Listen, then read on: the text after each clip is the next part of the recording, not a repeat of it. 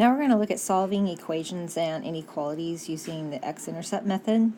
So to solve this equation where we have one function of x, f of x, equal to another function of x we'll call g of x, to solve that graphically, we want to graph a new function y where we take f of x and subtract g of x. We call that a new function uppercase f of x. And the solutions to that original equation will be the x-intercepts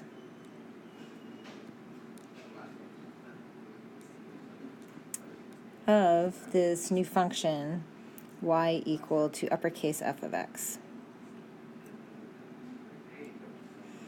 So let's take a couple of equations. Let's call f of x 1/2 x minus 1 and g of x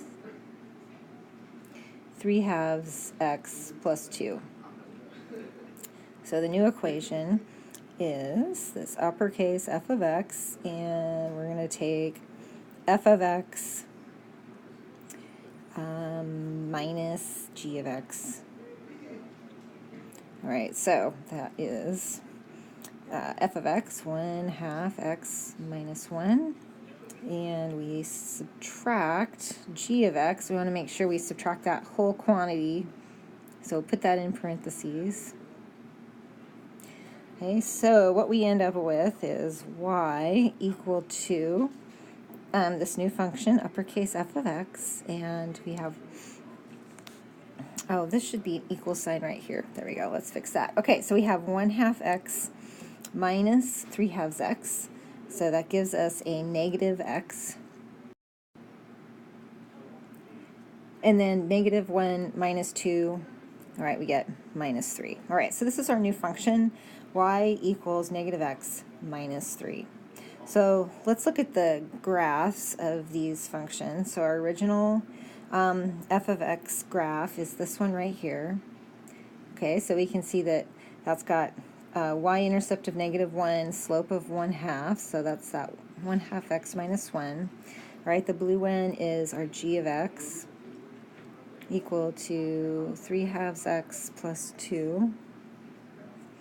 And the green one is our new function, uppercase f of x equal to negative x minus 3.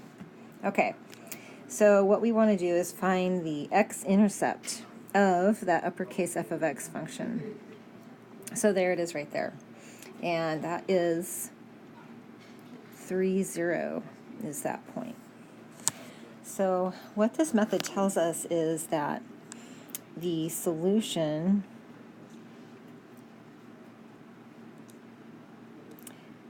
to f of x equal to g of x, or in particular, if we put in that 1/2 x minus 1 equal to 3/2 x plus 2, is x equals negative 3. All right, so put that negative there. Okay, so the solution is x is equal to a negative 3.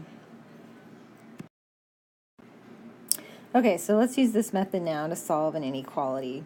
So let's say we'll use the same equations. Let's say we want to solve f of x less than g of x. What are the values of x such that f of x is less than g of x? That's equivalent to solving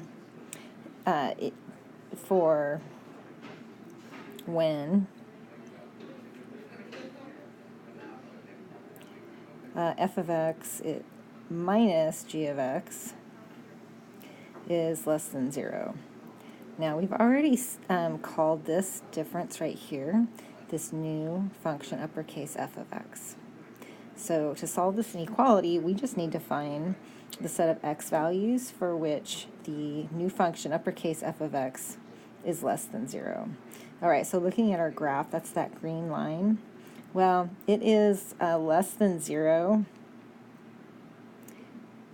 This whole section here, right? Everywhere where the line is below the x-axis, and the x values for which it is below the x-axis are x values that are greater than -3. Okay, so that would be the solution set for f of x less than g of x. And if we want to put that in interval notation, we want to go -3 to infinity. Let's look at this example. We already have two equations graphed, f of x and g of x, and we want to solve the things listed there. Where those two things are equal, where f of x is less than or equal to g of x, and where f of x is greater than g of x. All right, if we use the x-intercept method, we need to create this new function, y equals uppercase f of x, which is f of x minus g of x.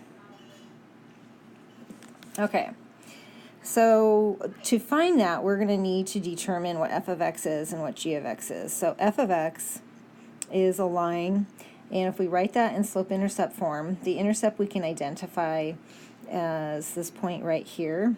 Okay, so that's the point 0, 2. All right, so we know b is 2. And then the slope we can get from looking at the rise and run going from one point to another point. All right, so if we go from, let's say this point right here to that point, we see that we need to go up 2 and to the right 1, so that's like 2 over 1 for the slope. So we have 2x and then plus 2 for the y-intercept.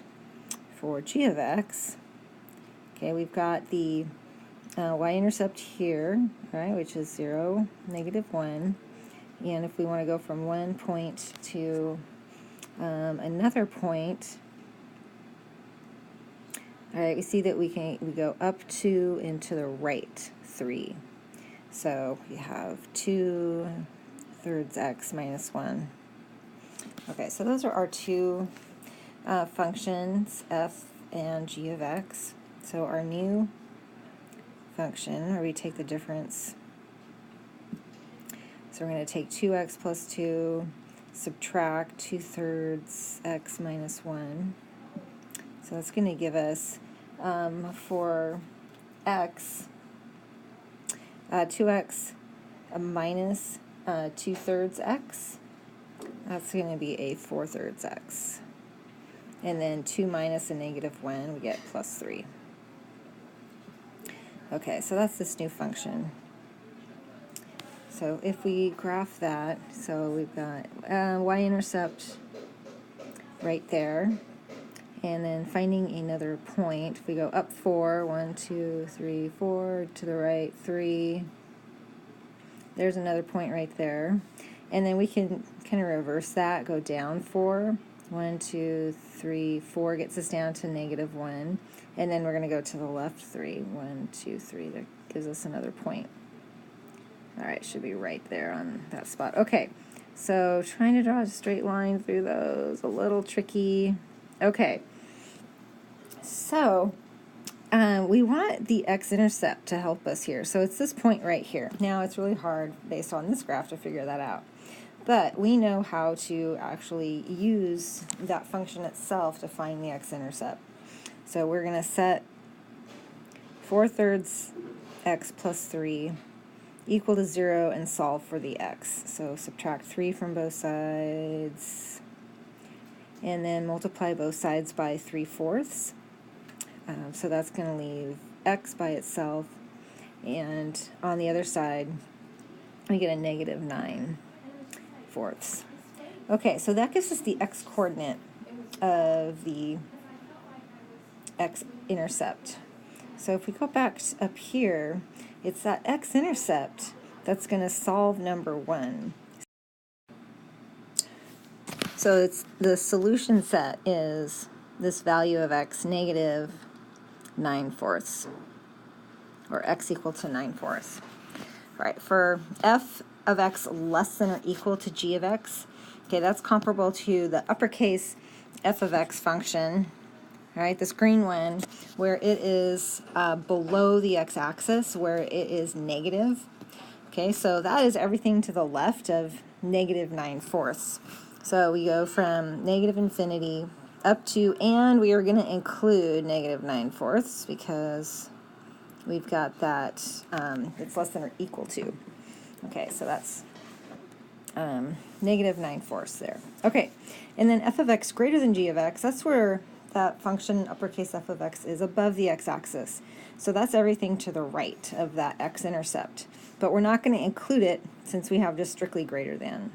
So that's going to go from negative 9/4 and then unbounded to the right, so to infinity.